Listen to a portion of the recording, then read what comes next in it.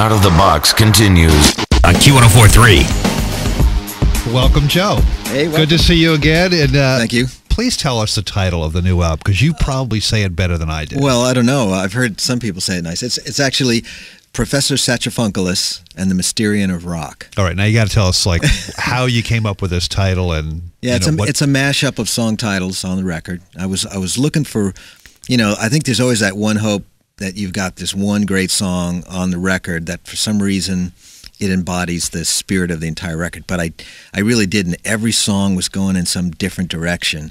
And I couldn't call it like, Asic Vaisel or Andalusia or Diddly a Doo Dat or, it's like, and I was like, oh, what am I going to do, And so it was actually Mick, my manager. He said, well, why don't you just come up with a really long title, because we had long agreed that titles of records don't really matter so much anymore. Everything's broken up. People rearrange it the way they want. And maybe the title of the album is important for maybe the first week or something, just to draw attention to it. So I started to get more relaxed with it, and I started messing around with the titles, and I came up with that one, and I thought, well, that's kind of cool. And I sort of... It had some legitimacy to me, because I thought, well, there's Professor Satriani, and that's a humorous take on myself, and then the Mysterian, that's a very heavy song, and it's a very heavy word. It was too heavy to be an album title. And then when I stuck in the rest of the Mysterian of Rock, and I thought, oh, this is cool. This is sort of like initiation into my kind of music, which is kind of off in left field. I'm in my own little subcategory. Not somewhere. To me, it isn't. Man. I play it all the time.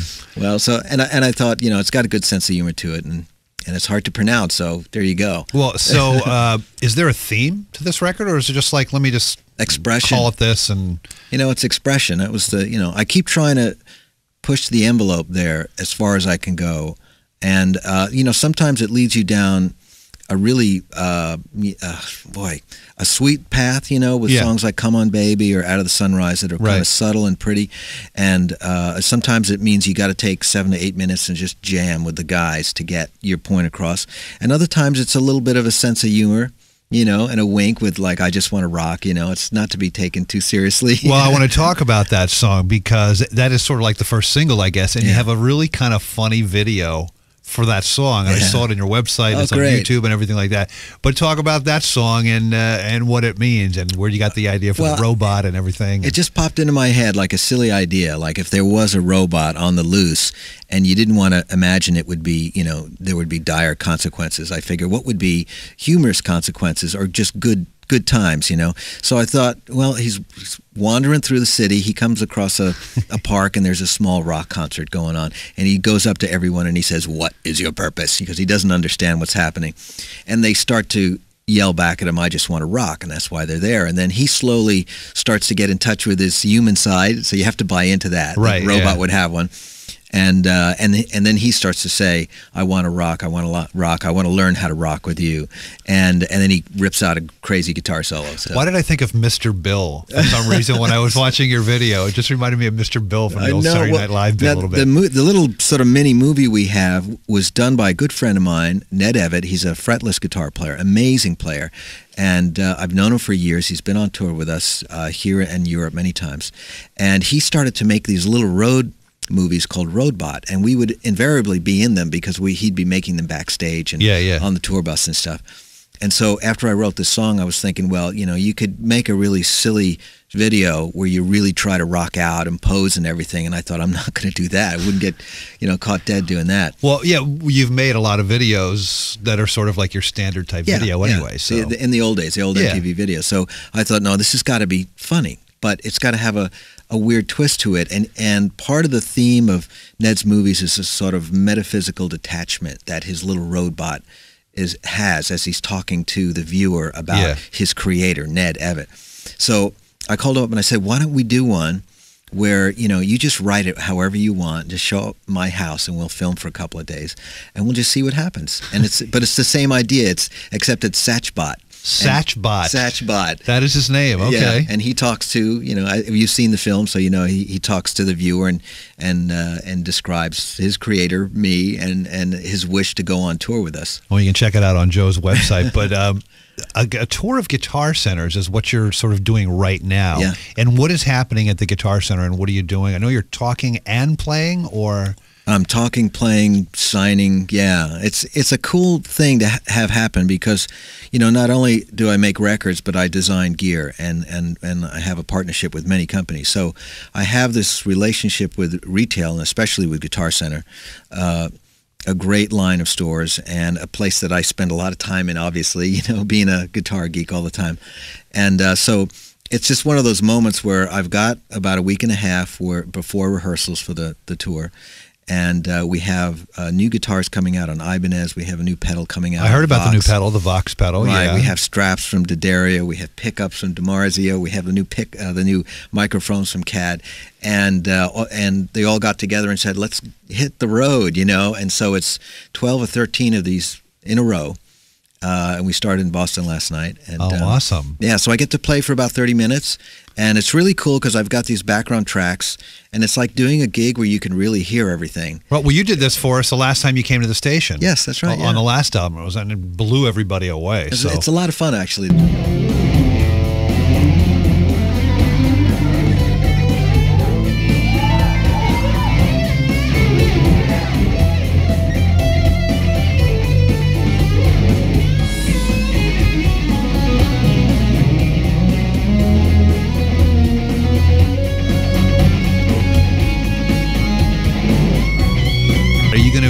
Do like a proper, you mentioned a proper tour. You're going to come back and do like a regular gig in New York at some point? Yeah, well, we start in Portugal in about less than a month, and we're in Europe for 7 weeks. We come back and then we do Australia, New Zealand, and South America and Mexico for about the same length of time. And then by then we're looking at North America in the fall. Okay, yeah.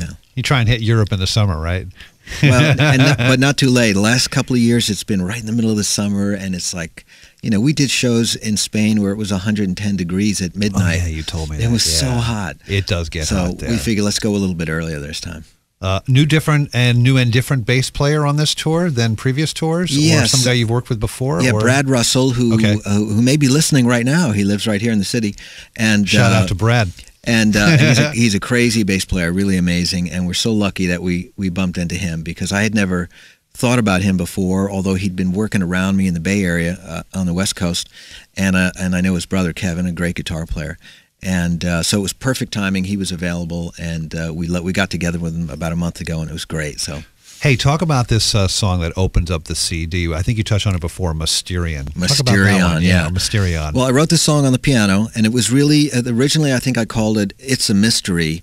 And then as I was convinced that it could become a really cool song, because I'm kind of twisting a Hungarian minor scale and making it sort of rock and roll, which is not very easy. But I started to think the title isn't deep enough. I know it's about something mysterious, but it's got to be deeper. So I started to research the word with some books I had. Then I got on the internet, and then I came across this word Mysterion, which in a nutshell is a Greek word.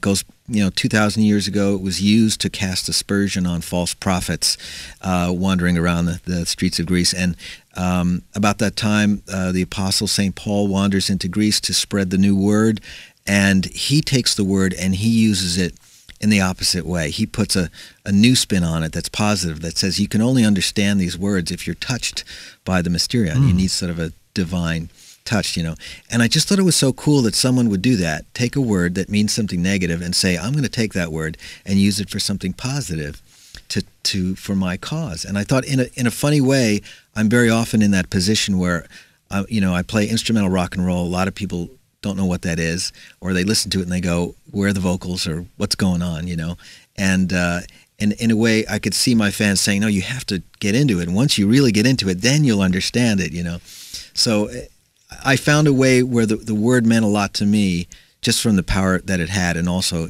it had this funny tie-in to this unusual career that I have. Well, it's a great song. Joe Satriani's new album, I think I got this right, Professor Saxophonculus and the Mysterion of Rock. Yeah, I like that. In stores now. For more info, go to Q1043.com. Keywords out of the box. Joe, always a pleasure to have you on the show. Thank you very much. Oh, man. Great to have you here. And we'll see you back here soon, I guess, in the fall for a full-on, rocked-out Satriani show.